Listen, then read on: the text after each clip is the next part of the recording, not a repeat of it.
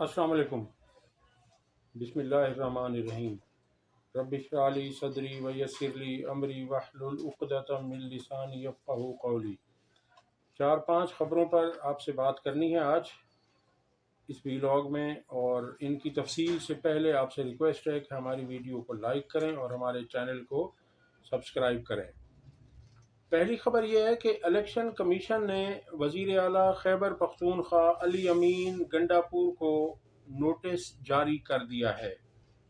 तफसीलात के मुताबिक अली अमीन गंडापुर के खिलाफ इलेक्शन कमीशन में एक दरख्वास्त दायर की गई है, जिसमें दरख्वास्त गुजार ने कहा है कि 2020 में अपने सालाना गोशवारों में अली अमीन गंडापुर ने एक ज़मीन है जो उन्होंने मेंशन नहीं की, उसमें उन्होंने नहीं दिखाई, नहीं बताई वो ज़मीन, और वो ज़मीन है 335 कनाल, और इस ज़मीन के असल मालिक जो हैं वो आसिफ खान हैं। और फिर आगे उन्होंने उस दरख्वास्त में लिखा कि उस ज़मीन को बेचकर अली अमीन गंडापुर ने एक गाड़ी लैंड क्रूज़र ख़रीदी और वो उन्होंने असासों में डिक्लेयर नहीं की।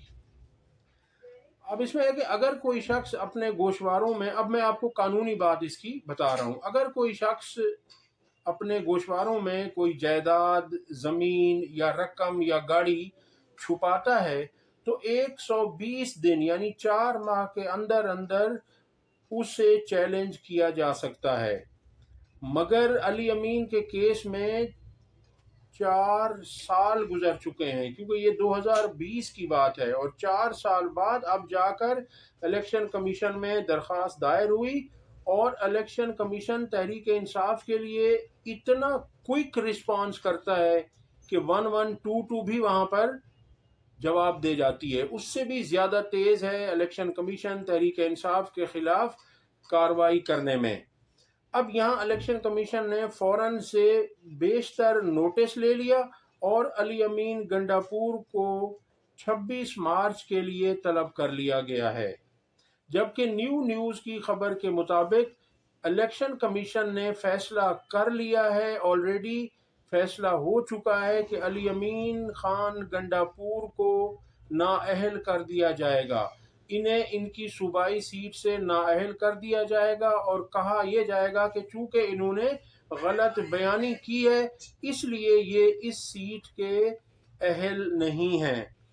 तो इस पर इलेक्शन कमीशन ने जितने जुल्म, जबर, ज्यादतियां तहरीक इंसाफ के साथ की हैं और मुसलसल करते जा रहा है, इस पर राहत अंदूरी ने 2 शेर कहे हैं, वो मैं आपकी खिदमत में रखना चाह रहा हूँ। वो कहते हैं कि जिधर से गुजरो धुआं बिछा दो, जहां भी पहुंचो धमाल कर दो, तुम्हें सियासत ने हक दिया है, हरी जमीनों को लाल कर दो, अपील भी तुम, दलील भी तुम, गवाह भी तुम, वकील भी तुम, जिसे भी चाहो हराम कह दो, जिसे भी चाहो हलाल कर दो।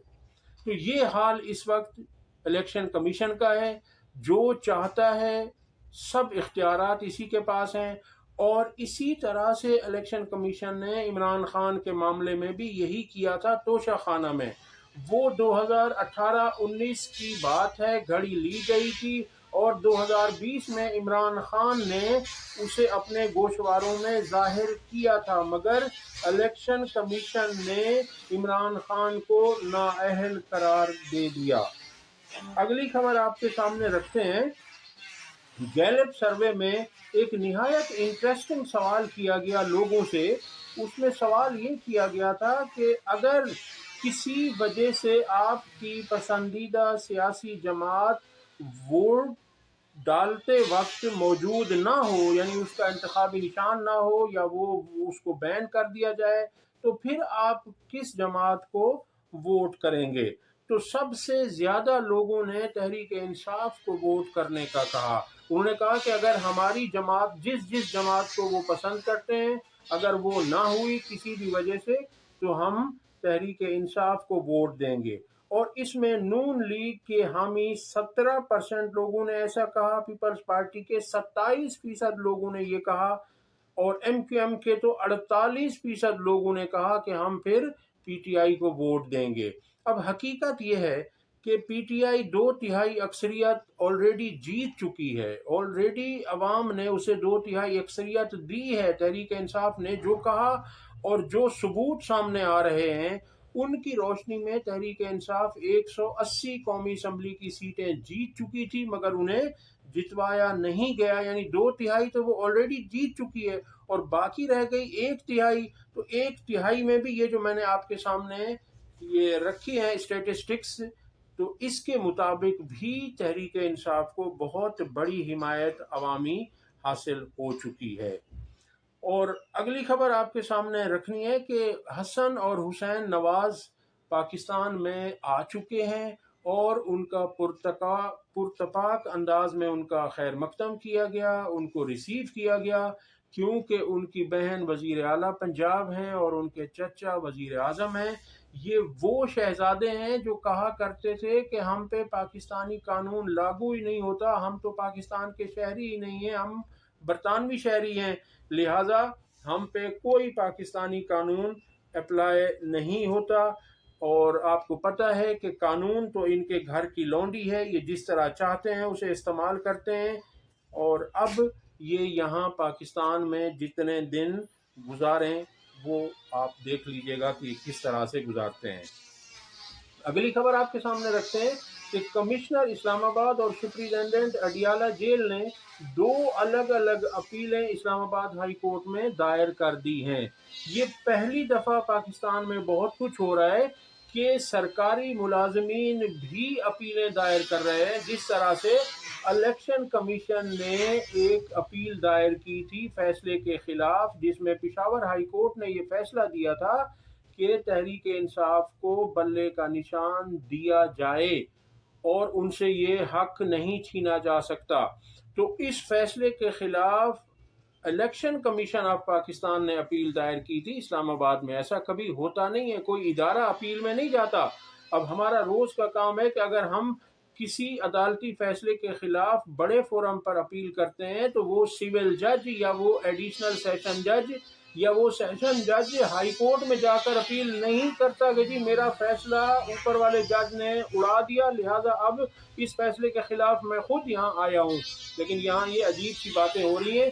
بہرحال اب اس میں کمشنر اسلام آباد اور سپرنٹینڈنٹ اڈیالہ جیل نے الگ الگ اپیلیں دائر کی ہیں اور انہوں نے اپیل ایک سنگل رکنی بینچ کے فیصلے کے خلاف کی، جو اسلام آباد ہائی کورٹ کے سنگل رکنی بینچ نے فیصلہ دیا تھا کہ عمران خان سے ان کے وکلاء، ان کے رفقا، ان کے اہل خانہ اور سیاسی لیڈران کی ملاقات کروائی جائے۔ یہ ملاقات کچھ عرصہ ہوتی رہی، اب کل اس پہ پنجاب حکومت نے اچانک دہشت گردی اور سیکورٹی خدشات کی وجہ سے ملاقات پر پابندی لگا دی۔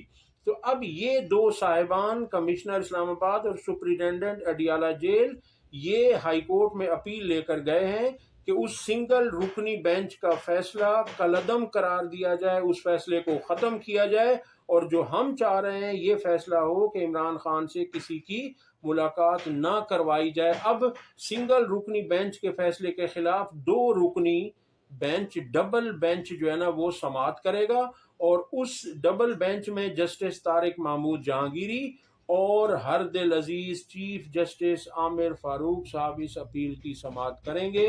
اور جس بینچ میں جسٹس عامر فاروق صاحب موجود ہوتے ہیں تو وہاں انصاف دھیرے دھیرے ہوتا ہے، ذرا ٹھہر ٹھہر کر ہوتا ہے۔ تو اب جو دیکھتے ہیں کہ اس کا فیصلہ کیا آتا ہے۔